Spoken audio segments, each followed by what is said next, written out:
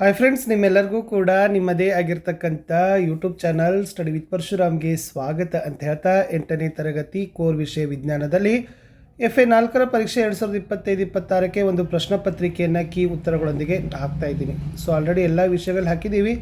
So ಹೆಚ್ಚಿನ ವಿಡಿಯೋಗಳನ್ನು ನೋಡಬೇಕಾದ್ರೆ FA SA exam question paper 2025-26 ಅಂತಲೇ ಒಂದು ಸಪ್ರೇಟಾಗಿ ಪ್ಲೇಲಿಸ್ಟ್ ಲಿಂಕ್ ಮಾಡಿದ್ದೀವಿ. ಅಲ್ಲಿ ಎಲ್ಲ ವಿಷಯದ ವಿಡಿಯೋಗಳಿದ್ದಾವೆ. ಸೊ ನೋಡಿ ಅಂತ ಹೇಳ್ತಾ ಲೈಕ್, ಶೇರ್ ಮತ್ತು ಸಬ್ಸ್ಕ್ರೈಬ್ ಮಾಡೋದನ್ನು ಮಾತ್ರ ಮರೆದಿರಿ. ಮೋಸ್ಟ್ ಇಂಪಾರ್ಟೆಂಟ್ ಇದ್ದಾವೆ. ಸೊ ಚೆನ್ನಾಗಿ ಇದನ್ನು ಪ್ರಿಪೇರ್ ಮಾಡ್ಕೊಂಡು ಹೋಗಿ. ಎಸ್, 2 ಬಹು ಆಯ್ಕೆ ಪ್ರಶ್ನೆಗಳನ್ನು ಕೊಟ್ಟಿದ್ದು. ಪ್ರತಿ ಸರಿಯಾದ ಉತ್ತರಕ್ಕೆ 1 ಅಂಕ. ಮೊದಲ ಪ್ರಶ್ನೆ, ಉತ್ತಮ ವಿದ್ಯುತ್ ವಾಹಕ ಹೊಂದಿರುವ ಅಲೋಹ ಅಂತ ಕೇಳಿದ್ದಾರೆ. A ಬೋರಾನ್, B ಗಂಧಕ, C argon, D graphite. So the right answer is option D graphite is the right one. ಪ್ರಶ್ನೆ 2, ಇರುಳು ಗುರುಡುಗೆ ಕಾರಣವಾದ ಜೀವಸತ್ವ. Option A D, option B C, option C B, option D A. So ಇರುಳು ಗುರುಡು ಇದಕ್ಕೆ ಕಾರಣವಾಗಿರ್ತಕ್ಕಂಥ ಜೀವಸತ್ವ ಬಂದುಬಿಟ್ಟು vitamin A ಅಂತಕ್ಕಂಥದ್ದು right answer ಬರ್ತದೆ. ಇನ್ನು ಒಂದು ವಾಕ್ಯದಲ್ಲಿ ಉತ್ತರವನ್ನು ಬಯಸ್ತಕ್ಕಂಥ 2 ಪ್ರಶ್ನೆಗಳನ್ನು ಕೊಟ್ಟಿದ್ದೀವಿ. ಪ್ರತಿ ಸರಿಯಾದ ಉತ್ತರಕ್ಕೆ 1 ಅಂಕ. 2 ಪ್ರಶ್ನೆ 2 ಅಂಕ.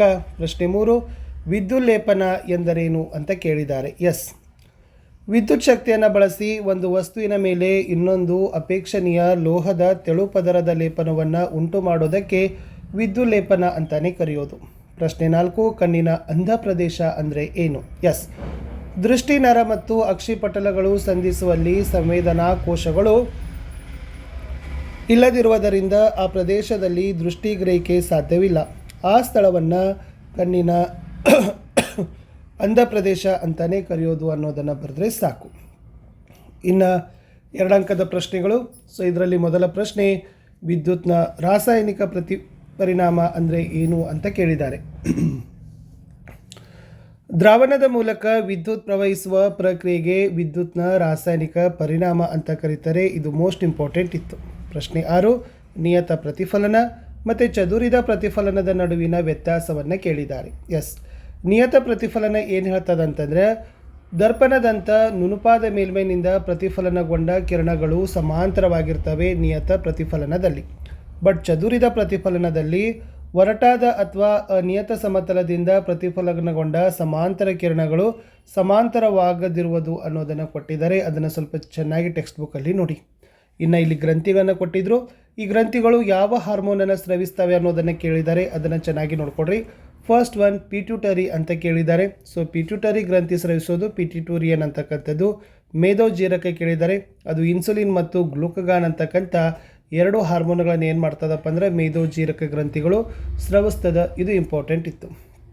3 ಮಾರ್ಕರ್ ಕ್ವಶನ್, ನಿಮ್ಮ ಸುತ್ತಲೂ ಕಂಡುಬರುವ ವಿದ್ಯುಲ್ಲೇಪಿತ ವಸ್ತುಗಳನ್ನು ಪಟ್ಟಿ ಮಾಡಿರಿ ಅಂತ ಕೇಳಿದ್ದಾರೆ. ಎಸ್, ಇಲ್ಲಿ ವಾಹನದ ಲೋಹಗಳ ಭಾಗಗಳನ್ನು ಕ್ರೋಮಿಯನ್ನಿಂದ ಲೇಪನವನ್ನು ಮಾಡ್ತಾರೆ. ಇಲ್ಲಿ ನೆಕ್ಸ್ಟ್ ಚಿನ್ನ ಮತ್ತು ಬೆಳ್ಳಿಯನ್ನು ಕಡಿಮೆ ಬೆಲೆ ಬಾಳುವ ಲೋಹಗಳಿಗೆ ಲೇಪನವನ್ನು ಮಾಡೋದು. ಆಹಾರ ಸಂಗ್ರಹಿಸುವ ಲೋಹದ ಕ್ಯಾನ್ಗಳನ್ನು ಟಿನ್ ಬಳಸಿ ಲೇಪನವನ್ನು ಮಾಡಿರ್ತಾರೆ. ಇನ್ನು ಕಬ್ಬಿಣದ ವಸ್ತುಗಳನ್ನು ತುಕ್ಕಿನಿಂದ ರಕ್ಷಿಸಲು ಸತುವಿನ ಲೇಪನವನ್ನು ಮಾಡುತ್ತಾರೆ. ಸುತ್ತಲೂ ಕಂಡುಬರುವ ವಿದ್ಯುತ್ ಲೇಪಿತ ವಸ್ತುಗಳು ವಾಹನದ ಲೋಹದ ಭಾಗಗಳು, ಕ್ರೋಮಿಯಂ ಲೇಪನ ಇರ್ತದೆ. ಚಿನ್ನ ಮತ್ತು ಬೆಳ್ಳಿ ಲೋಹಗಳ ಲೇಪನ ಇರ್ತದೆ.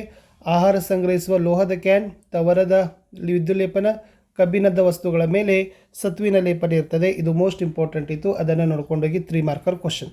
ಪ್ರಶ್ನೆ 9, ದ್ವಿತೀಯಕ ಲೈಂಗಿಕ ಲಕ್ಷಣಗಳನ್ನು ಪಟ್ಟಿ ಮಾಡಿ ಅಂತ ಕೇಳಿದರೆ. ಇದು ಮೋಸ್ಟ್ ಇಂಪಾರ್ಟೆಂಟ್ ಇತ್ತು.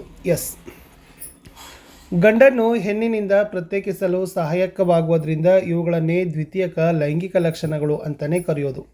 ಇಲ್ಲಿ ಲಿಂಗಾಣುಗಳು ಅಂಡಾಣು ಮತ್ತು ವೀರ್ಯಾಣುಗಳನ್ನು ಉತ್ಪತ್ತಿ ಮಾಡ್ತದೆ. ಪ್ರೌಢ ಹಂತದ ಹುಡುಗಿಯರಲ್ಲಿ ಸ್ತನಗಳ ಬೆಳವಣಿಗೆ ಆರಂಭವಾಗ್ತದೆ. ಹುಡುಗರ ಮುಖದ ಮೇಲೆ ಗಡ್ಡ ಮತ್ತು ಮೀಸೆಗಳು ಬೆಳೀತವೆ. ಹುಡುಗಿಯರ ಧ್ವನಿ ಮೃದುವಾಗ್ತಾ ಹೋಗ್ತದೆ. ಹುಡುಗರ ಧ್ವನಿ ಗಡಸು ಅಥವಾ ಒರಟಾಗ್ತದೆ. ಇವೆಲ್ಲ ಏನಪ್ಪ ಅಂತಂದರೆ ದ್ವಿತೀಯಕ ಲೈಂಗಿಕ ಲಕ್ಷಣಗಳು ಅಂತ ಬರೆದ್ರೆ ಸಾಕು.